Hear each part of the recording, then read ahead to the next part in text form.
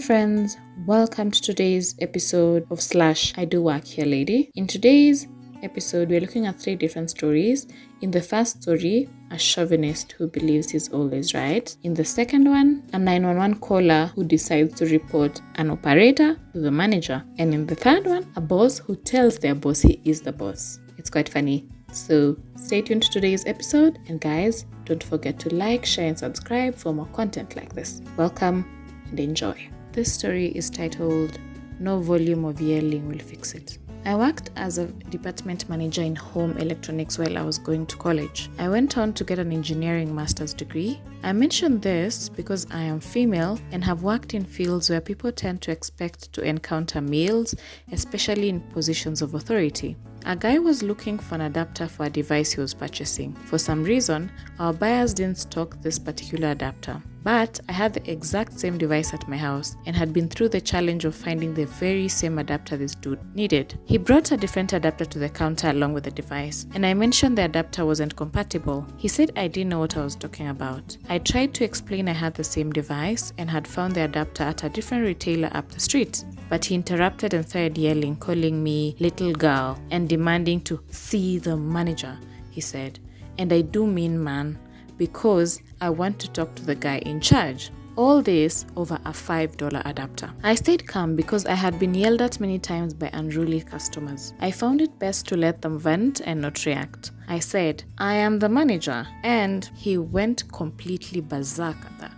Screaming with so much rage he looked like every blood vessel in his neck was going to rupture. He yelled that I was lying and called me every insulting female term in the book. A male employee was making his way toward the commotion at this point. When the customer saw him, he yelled, "You need to stop hiring stupid-ass female dogs. She doesn't know what she's talking about. She said this adapter won't work for this device." The employee who approached was on my team and was trained by me.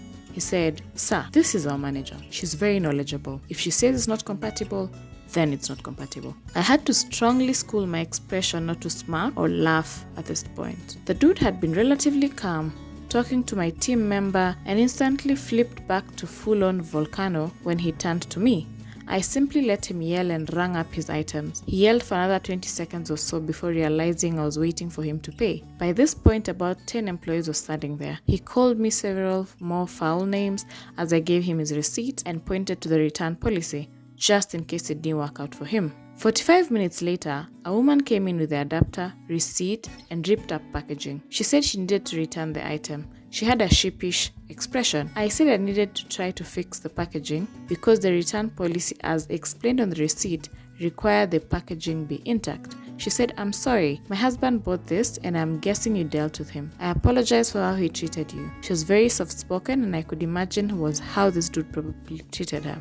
I had a lot of sympathy for her and appreciated her courage to apologize. I said I would fix the packaging and I offered to call the other store that did sell the adapter to see if they had it in stock. She thanked me about 20 times after I called and had them put one on hold for her. She left with a smile and picked up the adapter. I saw that couple every now and then after that. The man would never come to the counter. He would just sneer at me from 10 feet away while I helped his wife, or take his wife by the elbow to someone else to be rung up. The moral of the story, as far as I see, even if a customer is correct about something, yelling never fixes the problem. It's just as easy to speak politely and firmly to ask for what you want. Why is that so hard for so many people? I imagine jacks like this dude had parents who would give them anything they wanted to stop their 2-year-old tantrums, and they just never outgrew it. And the rest of the world pays the price. There are too many babies going around in adult-sized bodies.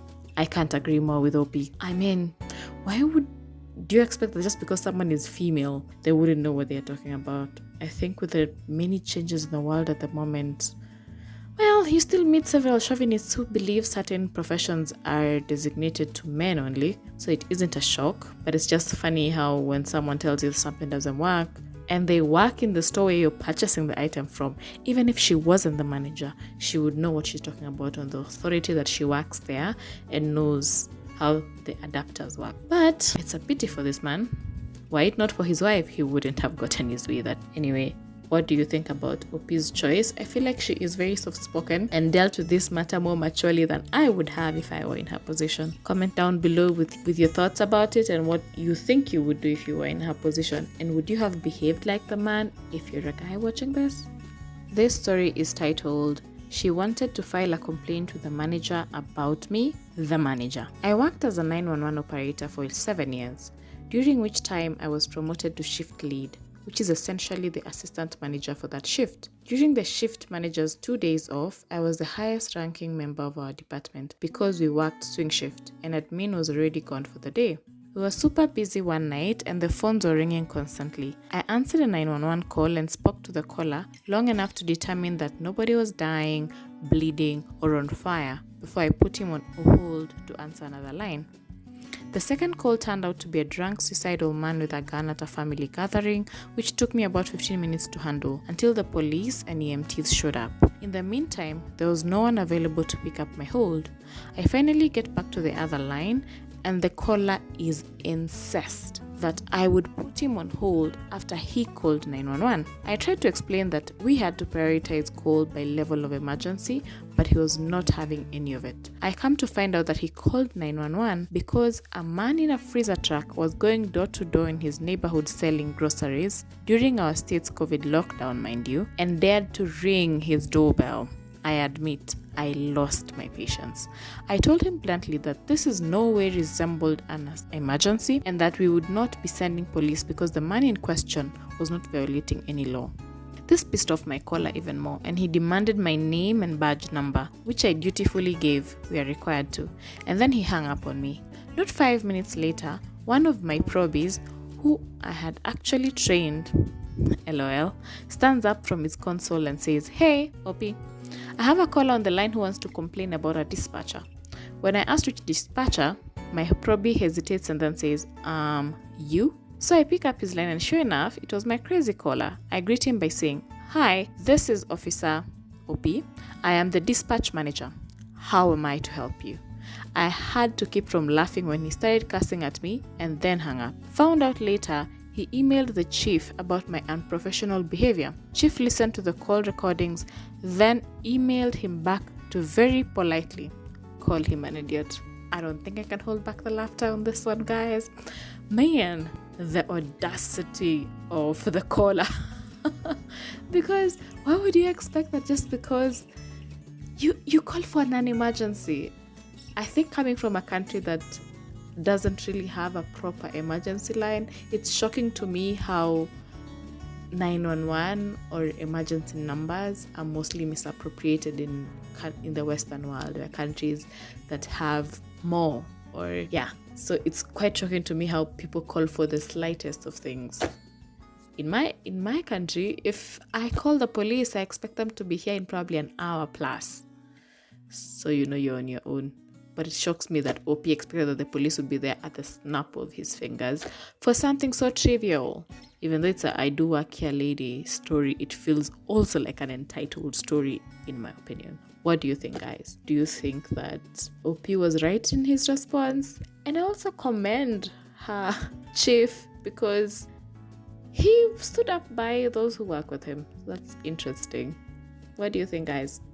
Comment down below what you think. This story is titled, Saying You're the Boss to Your Boss. Not sure if this fits in this thread. If not, you can remove it or advise another thread. Anyway, so this happened 2 years ago. Little bit of background. I work for a security company at a European airport. I'm not allowed to say which. For about 10 years now. 2 years ago, I became a high-ranking supervisor. I'm responsible for about 400 plus agents. Because of that, the law states that I have to follow an additional course of 132 hours plus 2 exams to get my degree as security manager. Basically, everyone from supervisor to manager needs to have this degree. The location of this course is at the training facility of the company, where all security guards of that company follow their basic training, refresh or specialized trainings, etc., etc. And this is where my story begins. First off, one of the rules says that you should wear your uniform at all times when you do work-related things, like a training or a course. One exemption is for the newly hired guards. They get the uniform after the first 2 months of basic. Guards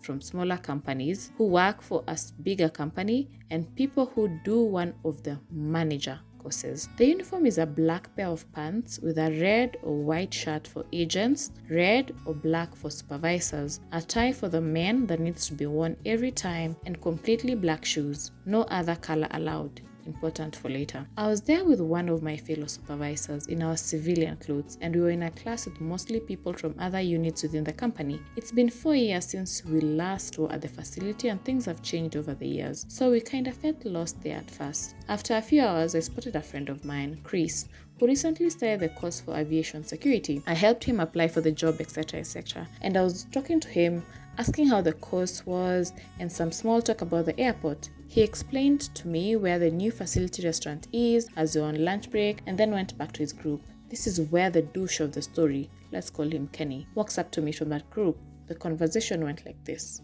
Kenny goes, "Hey man," Opie goes, "Hey, how are you?" Kenny, "You seem a bit lost here." And I go, "Yeah, it's a bit new to me." And Kenny asks, "Where's your uniform?" He points to his own. "Never mind, you're scheduled for the airport, right? Did you do your basic already?" I knew where this was going, and I couldn't let this opportunity go, so I played along. I said, "Yes, I haven't received my new uniform yet," which is true, as a supervisor wears a different uniform. "I hope it suits me." I awkwardly laugh. "Yes, I'm going to the airport after this course. I passed basic a while ago," which is all basically true. Kenny goes, "Well, I'm in training right now to be a supervisor there." And I go, "Oh, so you're going to be my supervisor? Nice to meet you." Kenny goes, "Yeah, whatever. Next time we meet, you better be in uniform and wear it correctly. Got it, bud?" And I go, "Yes, sir." I walk off to the restaurant and told everything to my colleague. We started laughing our asses off and went on with our day. I texted my friend Chris and asked for Kenny's full name and what he was like in class. Chris told me everything. How Kenny was walking around like he knew it all, constantly talked back to his instructors, and essentially he didn't give a dark about the uniform or the company's dress code. Really, Kenny also told the group about our conversation and how scared I looked. He and some others laughed about it, but Chris knew this would backfire, and how right he was. Chris never told Kenny he knew me or who I was, because he knew I'd handle it.